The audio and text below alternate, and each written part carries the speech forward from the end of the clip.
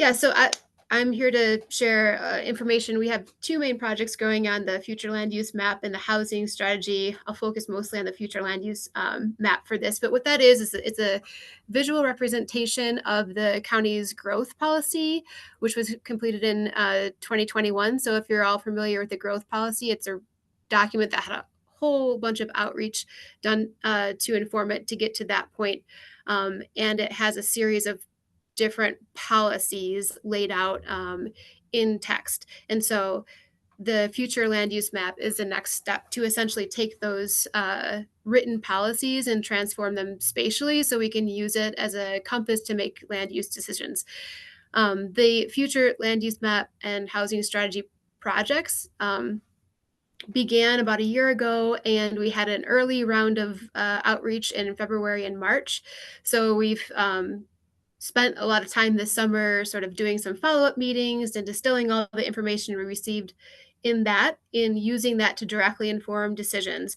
And now we're doing a series of community meetings and stakeholder meetings. We have one left. It's the same night as Belgrade's, but we've been out to, I think, 8 different evenings in different locations across the county sharing this draft that I'm going to share with you today. Once that wraps up, we're going to take what we've heard and see if we need to make what changes we need to make that draft into a final version. And then from there, we move towards the adoption process, which is a series of public hearings. So we were really lucky to have a high level of engagement in round one. And like I mentioned earlier, we weren't starting from scratch. We started using the growth policy and some other county adopted plans that all had their own outreach process as a foundation. We heard from a really wide variety of perspectives, different people with different expertise on different topics, including many of you all, and we use that to inform the decisions. So luckily, in all of the conversations we had, what we heard was very consistent. So people generally feel that growth is most suitable in or around existing population centers, in areas that are serviceable by public water and sewer infrastructure, outside of areas that are either high value for wildlife or high risk for people, like wildfire or steep slope areas, floodplain, riparian areas, and in a way that minimizes negative impacts on agriculture and irrigation infrastructure. So we took those main themes and used them to select factors that were used in the development suitability analysis, and that is a computer model mapping process. But as we all know, there are things that just aren't appropriate to stick into a computer model, and you have to be really careful with what factors you select for that process. And so there are some things that are just better addressed in a different way. And so those we're calling special topics. The suitability model, you'll see the outcome of that on, I guess it's the right-hand side of your screen.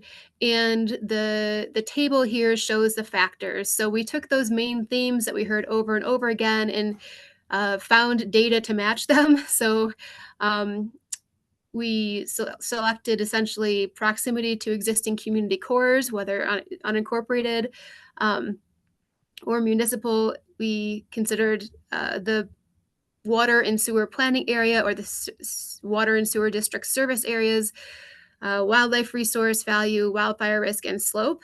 And because you have to select a limited number of factors for any model, those factors we chose to weight by so factors that represented multiple different concepts people thought were important. So for example, proximity to community cores and municipalities, that really is representing emergency response time, avoiding sprawl, making sure people have housing in proximity to work. A lot of things are represented by that one factor, so that received the highest weight, whereas something like slope is just one singular idea or concept, so that got a relatively lower weight, but was still made it into the model. Once we did the suitability analysis, we then excluded some areas. So we took away areas where we don't have jurisdiction, areas that are public lands, federally owned lands, areas where there are conservation easements or existing land use agreements in place. And the watercourse commons, which was data from this group. So thank you again for that. Once we had the suitability model and those areas kind of extracted that were outside of the scope of the flume, were not suitable for development in general, we then considered special topics. So the special topics we thought of in sort of two different ways. Either they're integrated, which means there's something about those special topics that are addressed in every flume category, but it might be differently, whether it's something that's really suitable for development or less suitable for development. And there's also overlays. So those are areas where there's a distinct geographic area, and within that area, there's a set of specific recommendations that apply. So that's essentially the recipe for the flume. We did the suitability model and then special topics, and that's how we ended up with the lines you see in the different categories that show up on the map. In terms of where development is most suitable or where the flume encourages growth to occur is there are really two buckets. So within the urban growth areas or rural growth areas, those are areas that are appropriate for growth as is. And there's kind of another category or bucket of categories, so to speak, that growth is suitable, but it's contingent on infrastructure. So within the urban growth areas, these are areas that scored really high in the suitability model, but and they also have existing public water and sewer infrastructure. So these essentially are the areas that are ready to accept additional growth. And so the recommendation here is essentially density is only limited by infrastructure capacity, and recommended typical uses are sort of a full range of different housing options, mixed use, urban agriculture, supported services, essentially a diverse mix of uses, including recommendations for sort of transit-oriented design, connected multimodal transportation systems, things of that nature. The rural growth areas are essentially the same, except for in these areas, so you're looking at Gallatin Gateway and Amsterdam Churchill, there's public sewer, but not public water. So same mix of typical uses recommended and considerations in terms of multimodal transportation options. But the density is still limited by infrastructure constraints, but the infrastructure constraints are different because there's not public water services available. And the annexation holding areas, so this area is one that scored very suitable for growth. So it's highly suitable for new development. However, it's right on the city of Bozeman's doorstep. And development in this area would access public water and sewer services through the annexation process. So the annexation process happens when a developer wants to develop. They work with the city of Bozeman and they go through a process that's established by them. So in terms of county jurisdiction, we want to make sure that we're limiting the opportunities to have prolific development on well and septic, where the opportunity to be served by public water and sewer infrastructure is immediately adjacent. So the recommendations in this area is to essentially maintain limited density up to 1 unit per 20 acres, a mix of uses that are residential, agriculture, and supporting uses. And in this way, there's a natural incentive created if somebody wants to develop at a greater intensity. They have the option to do that through working with the city of Bozeman.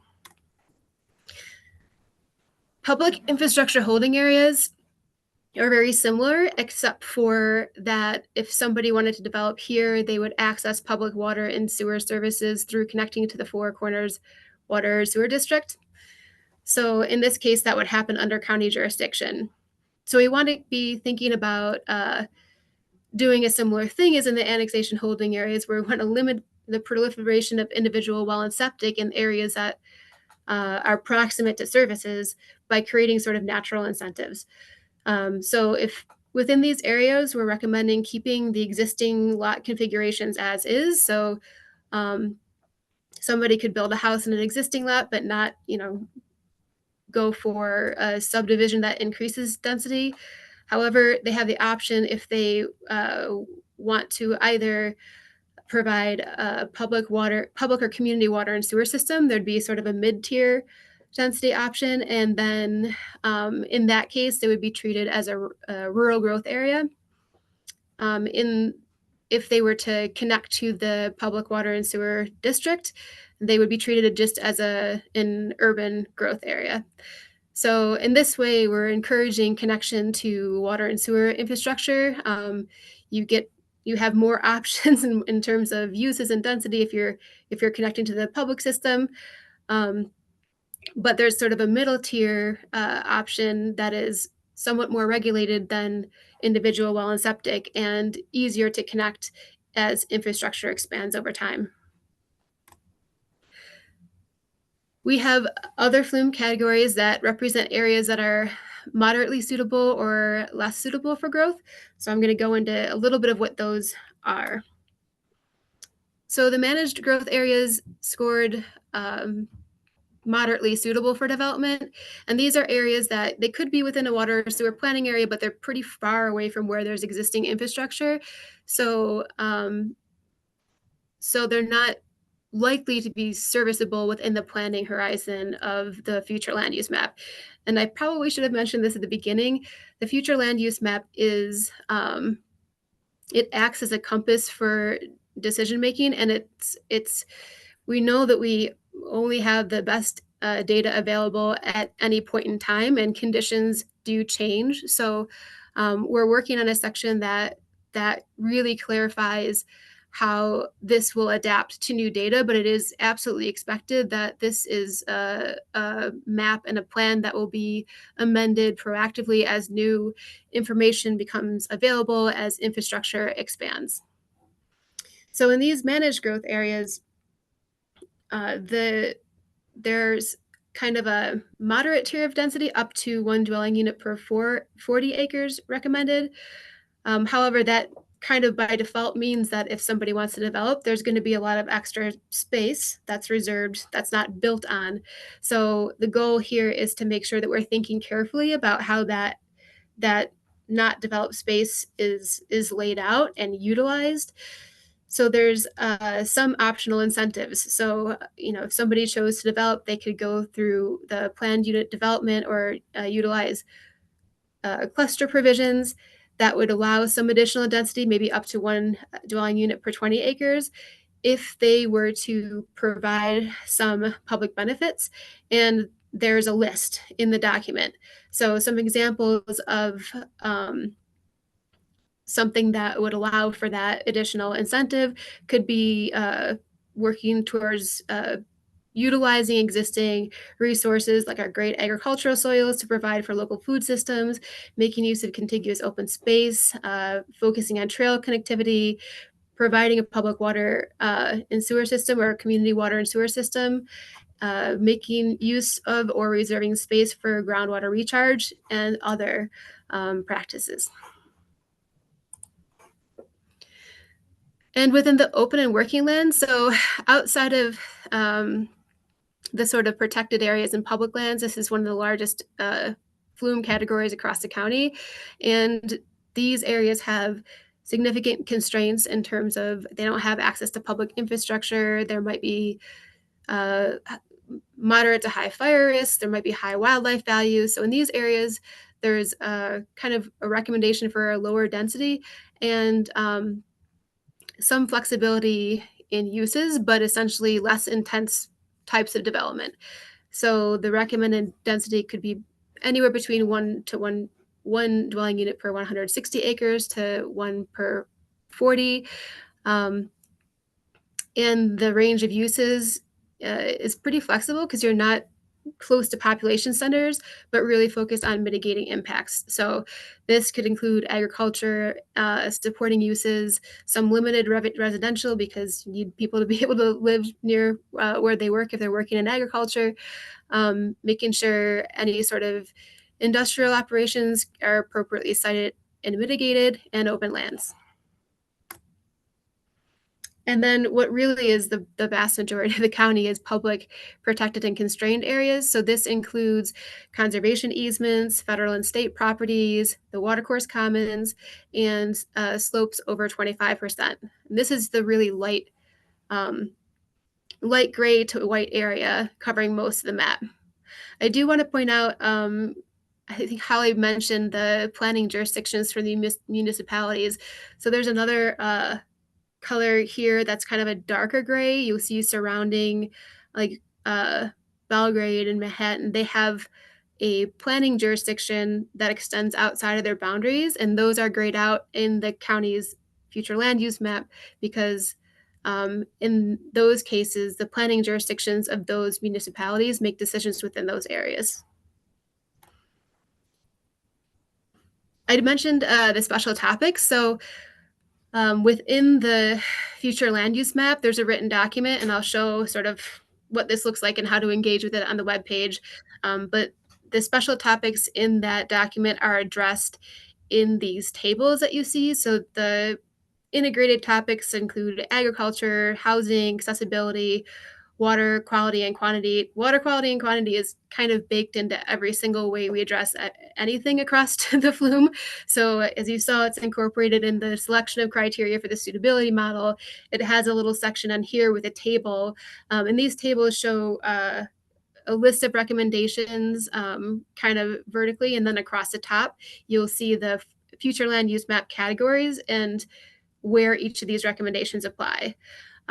So water quality and quantity shows up here, and it also shows up in our overlays.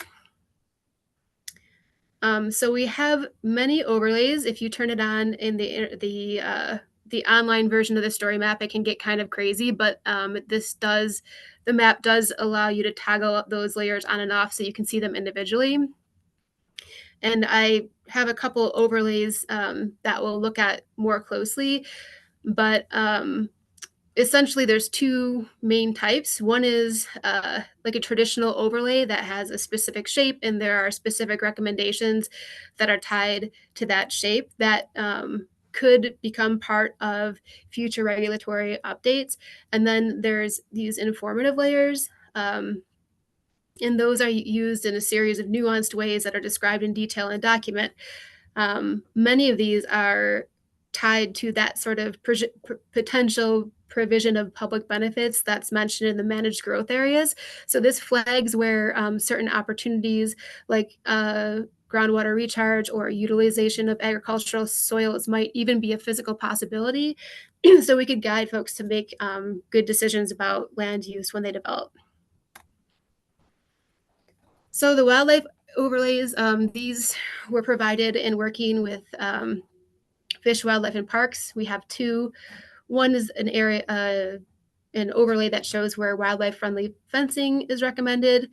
We're most likely going to work with them to update some additional data they had from elk into this. So we're working with them on potentially updating this as a result of this round 2 process.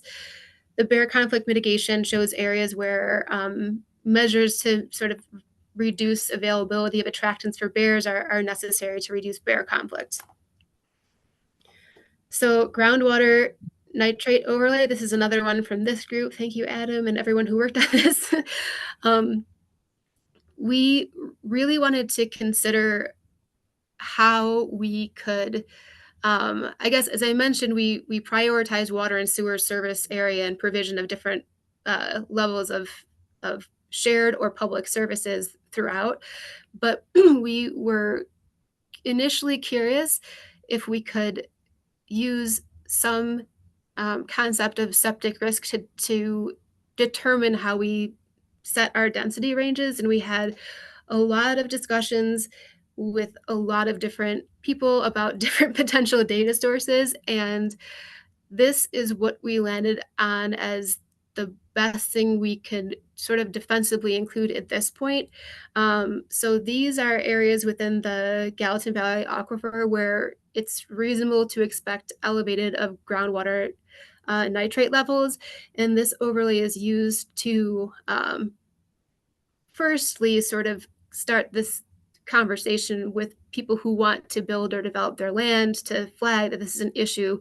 Many people are maybe not even aware of some of the limitations of land in terms of what it takes to get a septic system installed, especially if they're used to working in areas where there's public water and sewer infrastructure, but also to flag areas, especially within the managed growth, where providing a community well and septic system might be advisable, just because there are some ways to mitigate nitrate in drinking water through those systems.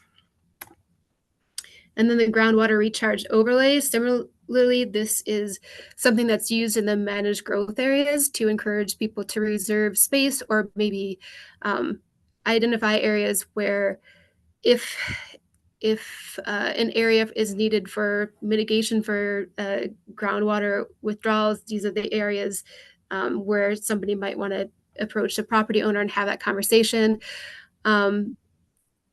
Also, we're recommending potentially stricter standards for any requests to reduce setbacks to waterways or ditches in these areas. And again, kind of both of these are here to make the data available. And because they are here, there's an opportunity to sort of add additional content over time or additional data over time. Just sharing briefly, there's a housing strategy that's happening it's an aligned project with the future land use map, and it's essentially a menu of different options that the county can select from to take some actions to address the housing affordability challenges. It's done concurrently with the future land use map project because one has to inform the other, like how do you make housing more attainable and where does the housing go? So that's also something that's up for review on our webpage. It contains a mix of supply, preservation, demand, and funding strategies. And there are 2 tiers of priorities. Just to highlight a couple, we have in the top priority about voluntary inclusionary housing ordinance, which could allow for some developer flexibility if they're providing a certain number of affordable units. There's also a buy down program. That's something where if somebody needed to make some improvements on their home and they didn't have the funding for it, this could be a grant, and in exchange for having some of those repairs paid for, then there could be a deed restriction.